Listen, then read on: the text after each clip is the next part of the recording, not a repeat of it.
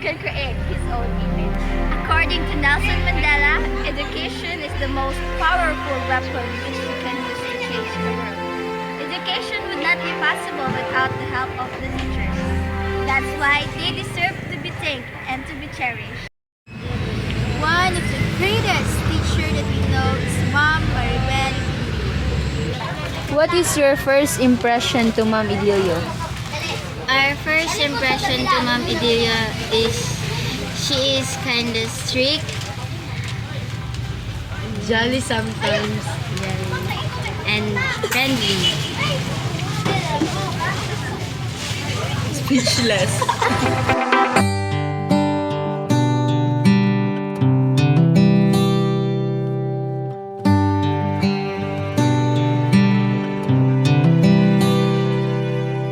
Thank you for this moment.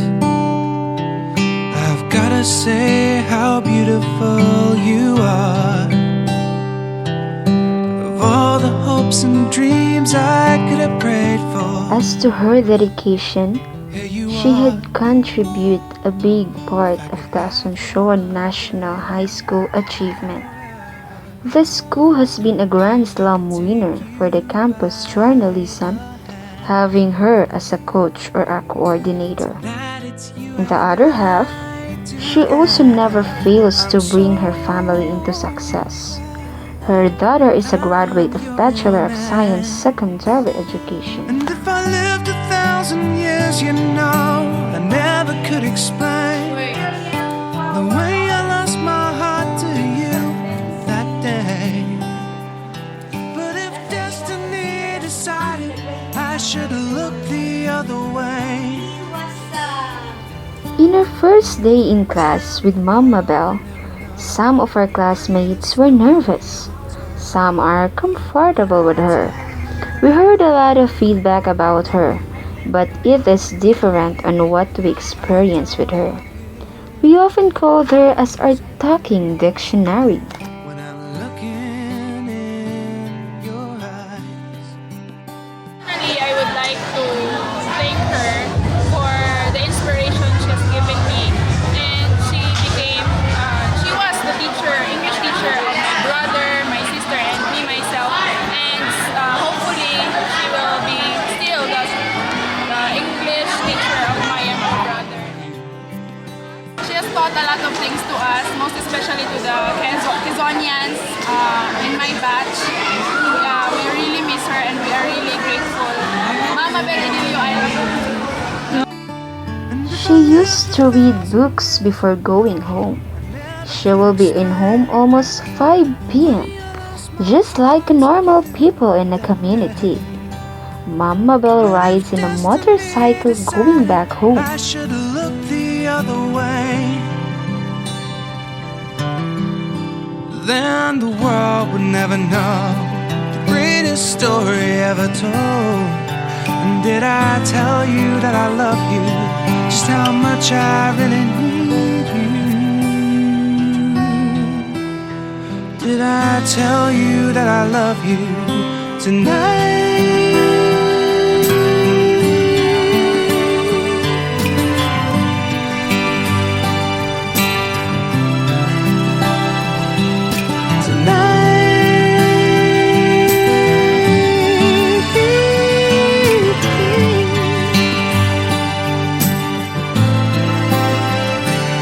And if I lived 1,000 years, you know, I never could explain.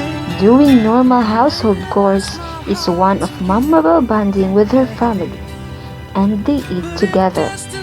As a responsible teacher, she also gets time to teach her grandchildren. After their study time, they spend time in watching movies. Maam Maribel is a dedicated teacher. She spends more time in the school than to her home.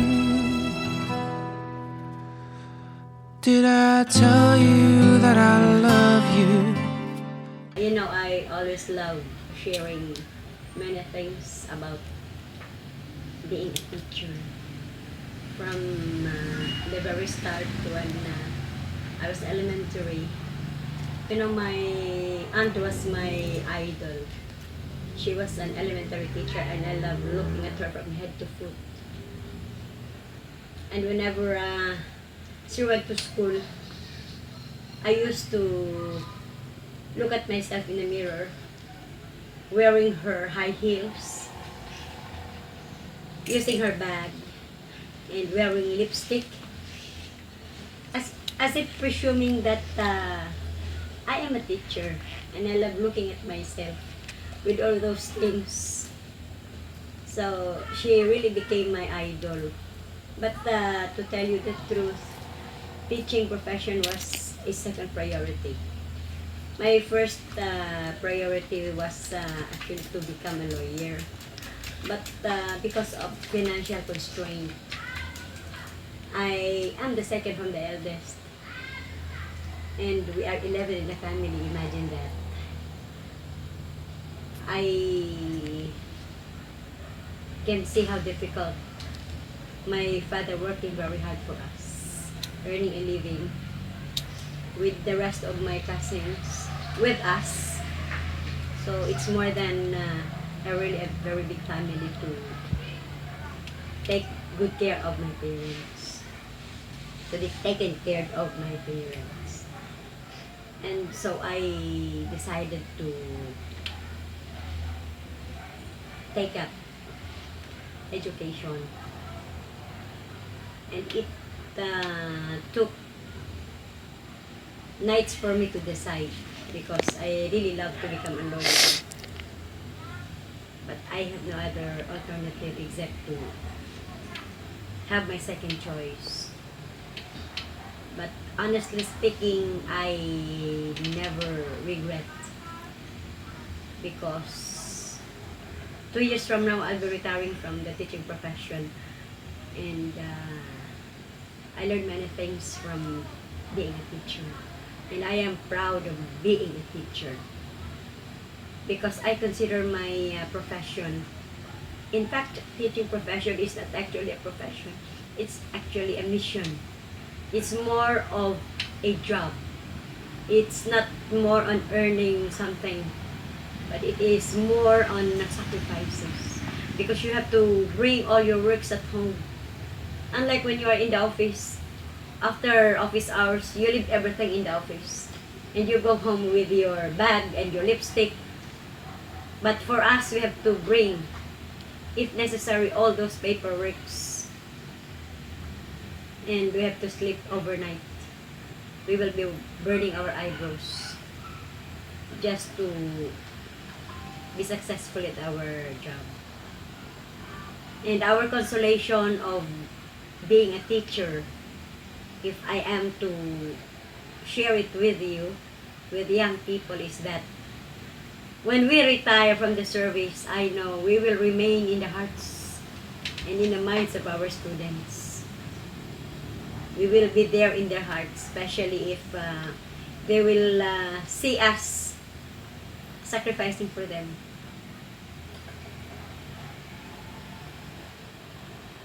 And compared to other professions, it's more on a mission because we're not after our remuneration, our pay.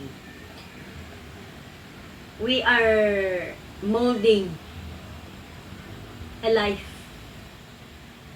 Unlike when you are working in the office, your work is more on those on your table.